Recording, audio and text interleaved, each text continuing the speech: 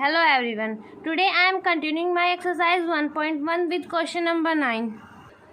Question number 9 में हमें 2 parts given है, तो हम अपना फर्स्ट पार्ट करते हैं। देखिए हमें एक सेट गिवन है ए, जिसमें x is related to z, जहाँ पर x इज़ ग्रेटर देन 0 और लेस देन 12 होगा। इसका मतलब हमें यहाँ एक रिलेशन डिफाइंड है ए बी, जहाँ पर a माइनस बी का मोड 4 का मल्टीपल होगा। चलिए स्टार्ट करते हैं। हमें जो ये रिलेशन डिफाइंड है इसको इक्विवेलेंस रिलेशन प्रूव करना है, तो इसके लिए ज़रूरी होगा कि ये रिफ्लेक्सिव भी हो, सिमेट्रिक भी हो, ट्रांजिटिव भी हो।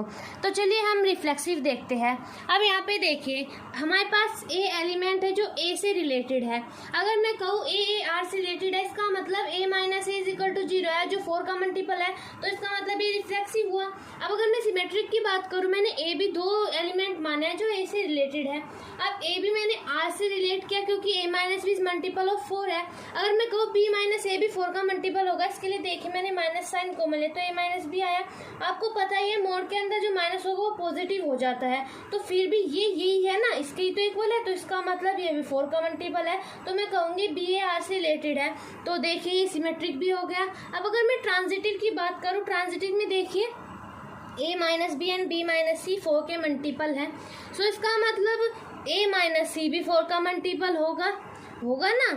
अब अगर मैं कहूँ कि 0 भी 4 का मल्टीपल है और 4 भी 4 का मल्टीपल है, तो इसका मतलब ए माइनस सी भी 4 का मल्टीपल हुआ। तो मैं कहूँगी ए सी भी आर से रिलेटेड है। तो हमने प्रूव किया कि ये जो गिवन रिलेशन है ये रिफ्लेक्सिव भी है, सिमेट्रिक भी और ट्रांजिटिव भी है। इसका मतलब हम कहेंगे एक इक्विवेलेंस रिलेशन है। तो चलिए अब हम ना सेकेंड पार्ट करते हैं। सेकेंड पार्ट में क्या गिवन है, अब देखिए सेकंड पार्ट में हमें सेट तो वही सेम गिवन है, बस इसमें हमें रिलेशन अलग डिफाइन दिया हुआ है, जहाँ पर ए बी का ऐसा सेट है जो ए इज इक्वल टू बी होगा। अब देखिए रिफ्लेक्सिव में मैंने लिखा है ए इज इक्वल टू बी, जो हमें गिवन है। अगर मैं ए बी भी आर से रिलेटेड है, तो अगर आप देखिए मैं यहाँ लिख देती हूँ, ए बी जब आर से रिलेटेड है तो अगर मैं इस बी को ए लिख दूँ कोई प्रॉब्लम तो नहीं है, तो मैंने बस वही यहाँ लिखा है, इसका मतलब ये रिफ्लेक्सिव हुआ। अब अगर मैं सिमेट्रिक की बात करूँ, ए बी आर से रिलेटेड है वो तो हमें पता ही है। अब देखिए मैं ए को बी लिखूँ या फिर बी को ए लिखूँ, कोई फर्क तो नहीं पड़ता, इसका मतलब ये भी आर से रिलेटेड है, सो मैं कहूँगी सिमेट्रिक भी है। अब आइए ट्रांजिटिव को थोड़ी ध्यान से समझिएगा। जब ए बी बी सी से ए बी और बी सी आर से रिलेटेड है, अब इसका मतलब ए इज इक्वल टू बी हुआ और बी इज इक्वल टू सी हुआ। इसका मतलब मैं कहूँगी यहाँ से मैं कंक्लूजन निकलता है इक्वल टू सी है। सो अब वही यहाँ कंक्लूजन मैंने इस फॉर्म में लिखा है, इसका मतलब ये ट्रांजिटिव भी है।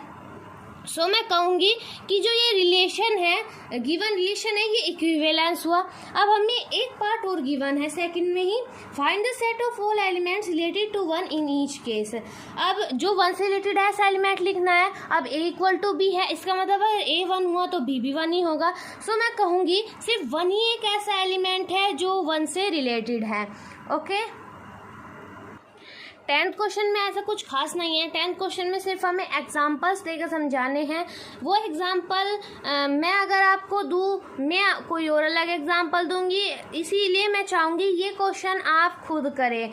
इससे आपका जो मैंने जितना भी आपको अब तक बताया है उसे आपको क्लियर हो जाएगा कि हमें समझ आया है या फिर नहीं। तो मैं चाहूँगी ये क्वेश्चन आप अटैम्प्ट खुद करें।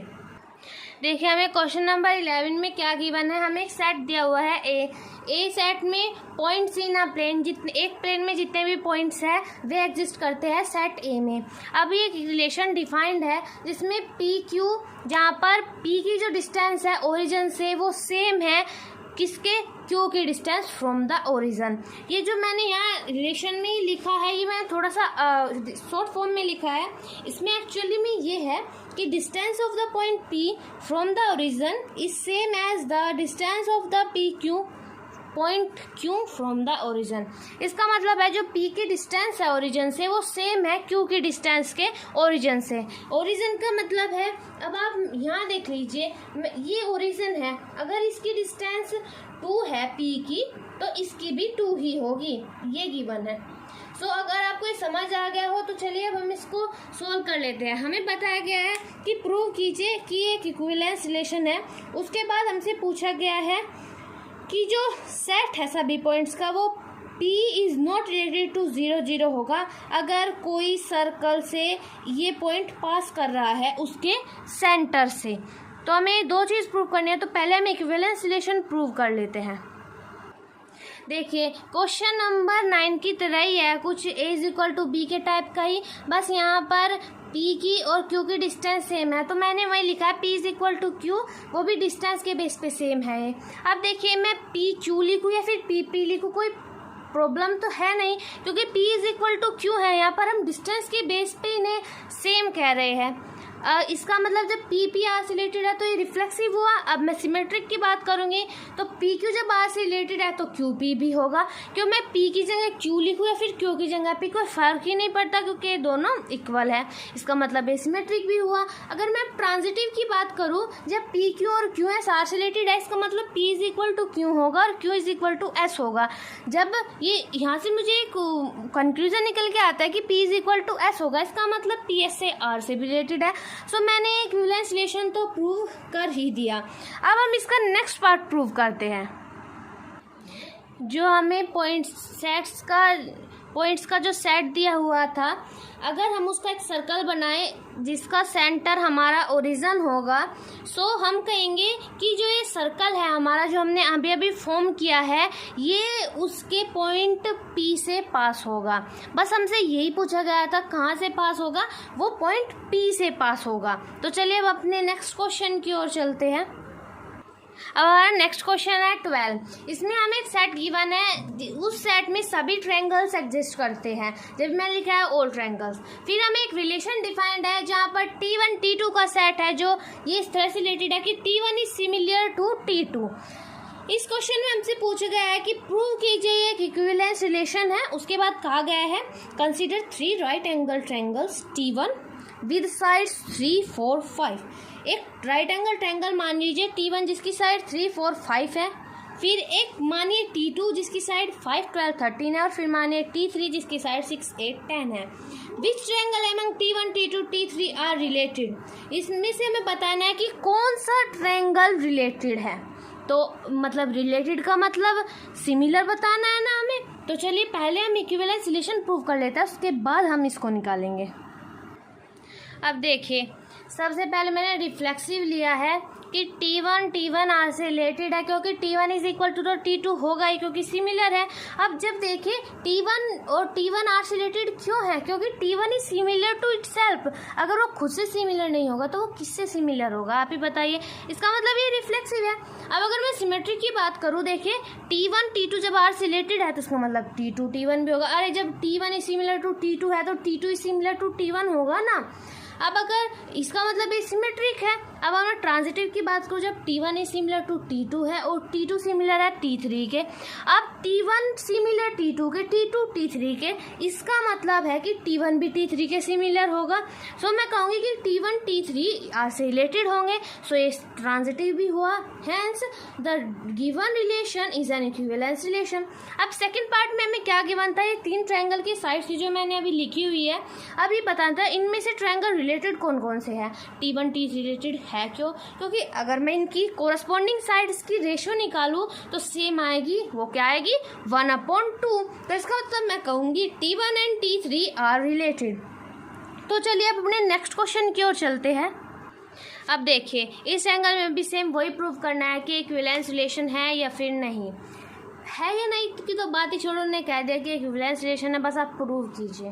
तो देखिए मैंने कैसे प्रूव किया है। अगर मैंने रिफ्लेक्सिव लिया तो मैंने कहा कि P1 आर से रिलेटेड है। क्यों, क्योंकि सेम पॉलीगन्स है, सेम नंबर ऑफ साइड्स। अगर भाई सेम पॉलीगन्स है, एक ट्रायंगल ले लीजिए, उसकी तो साइड सेम होगी ही खुद से, तो इसका मतलब ये रिफ्लेक्सिव है। अगर मैं सिमेट्रिक की बात करूँ, जब P1 P2 have same number of sides, तो P2 and P1 have also same number of sides.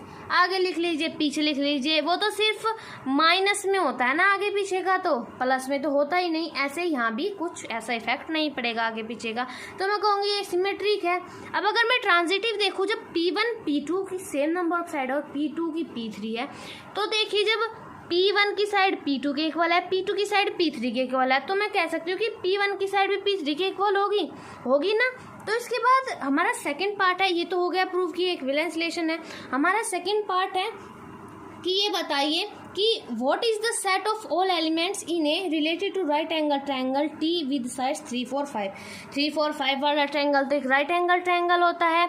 तो मैं कहूँगी कि all the sets of A in A related to triangle T is the set of all triangles, क्योंकि जो right angle triangle है वो भी एक पॉलीगन ही होगा। तो मैं क्या कह सकती हूँ, ये एक सेट टी से रिलेटेड है ना, क्योंकि वो भी पॉलीगन्स में ही आएगा। ये कौन से ट्रायंगल्स होंगे, राइट एंगल्ड ट्रायंगल। चलिए अब अपने नेक्स्ट क्वेश्चन की ओर चलते हैं। देखिए हमें क्वेश्चन नंबर 14 में क्या गिवन है। एल एक सेट है जिसमें सभी लाइंस है जो XY प्लेन में एग्जिस्ट करती है। हमें यहाँ एक रिलेशन डिफाइंड है L1 L2, जहाँ पर L1 is parallel to L2 होगा। तो चलिए अब हम इसे सोल्व करते हैं। पहले आप देखिए इसमें हमें क्या करना है, हमें प्रूव करना है कि इक्विवेलेंस रिलेशन है, और इसका सेकंड पार्ट है कि find the set of all lines related to the line y is equal to 2x + 4। Question number 14 में भी वही सेम बात है। इस इक्विवेलेंस प्रूफ तो हमें करना ही था। अब रिफ्लेक्सिव देखें, L1 आर रिलेटेड क्यों है, क्योंकि कोई लाइन खुद से तो पैरेलल होगी ही। अब सिमेट्रिक की बात करूं मैं, अगर L1 is parallel to L2 है तो L2 is parallel to L1 होगी, हम कह सकते हैं। तो इस हिसाब से ये सिमेट्रिक भी हुआ। अगर मैं अब ट्रांजिटिव की बात करूं, L1 L2 and L2 L3 is related to R है। अब यहाँ देखिए L1 और L2 जब R से रिलेटेड है, इसका मतलब ये दोनों पैरेलल है। तो उसके बाद L2 L3 भी पैरेलल हुई। सो आप यहाँ देखिए, खुद ही देख लीजिए कि L1 L3 के पैरेलल नहीं है ना, है, इसीलिए मैंने लिखा है L1 L3 is related to R। इसका मतलब ये ट्रांजिटिव भी है। जब ये तीनों रिलेशन को प्रूव करता है तो मैं कहूँगी कि इक्विवेलेंस रिलेशन है। अब बाद में हमें कहा गया है कि ये हमें लाइन दी हुई है 2x + 4।